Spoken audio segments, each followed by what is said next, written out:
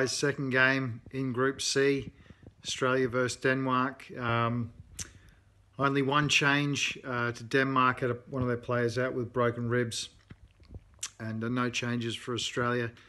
So into that first half, there's a great control and flick on just on the outside of the box by Jorgensen to Eriksson. On the half volley, smashes it past Matthew Ryan, who's basically rid to the spot, and just inside the 18-yard box, 1-0 up. Again, fearing the worst, just like in the France game, conceding it relatively early in this game, and thinking it's all uphill from here.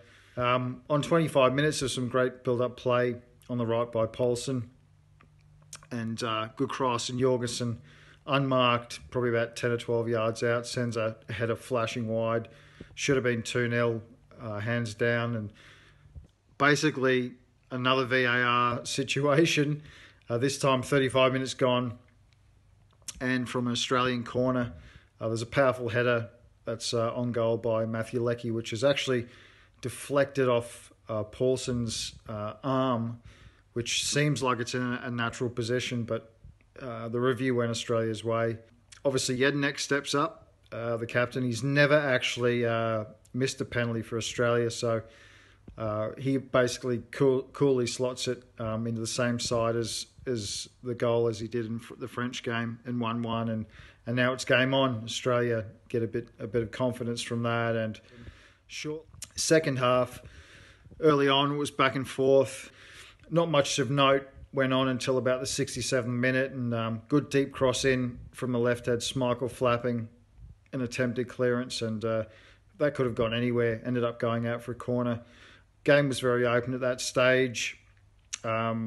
Most notable, both teams are pushing forward. Lots of second balls. Ball broke to Aaron Moy, had a rasping 35-yard shot. And then Sisto from Denmark goes up the other end and has a sort of a sweeping, curling ball, just shaved the left-hand side of Matt Ryan's post. So very open, going back and forth. On the 73 minutes, Aussie forward Andrew Nabot pops his shoulder, and Australia end up replacing a couple of their forwards. And actually, they bring on Daniel Azani, who's actually the youngest player in the World Cup. He's a 19-year-old. He showed some good skills, some good deft touches, and ended up really dominating the last 20 minutes of the game. A lot of power, a lot of power and pace going forward. It's just that they didn't seem to have that cutting edge up front. As I said, they replaced both their forwards. But the really intriguing thing for me is Van Marwijk, the Dutch coach, left Timmy Cahill on the bench. Shows the coach, Van Marwijk, just doesn't rate him for some reason. I don't know why. He's Australia's leading goal scorer, and we know he has excellent skills in the air. We've seen him play for Everton in the Premier League. Playing that forward role. Small guy, but can really out jump and outpower some of the best defenders in the world. So, not sure about that. Hope he gets some time against Peru. He deserves at least 10-20 minutes. So, expect Australia to beat Peru. Even though saying that, they look very dangerous against Denmark. So, but Australia will take a lot of confidence going into that game based on today's game, taking on, as I said, a really decent European team and really dominating that second half. Denmark will need to up their game against France because it seems like they're on a bit of a downward spiral.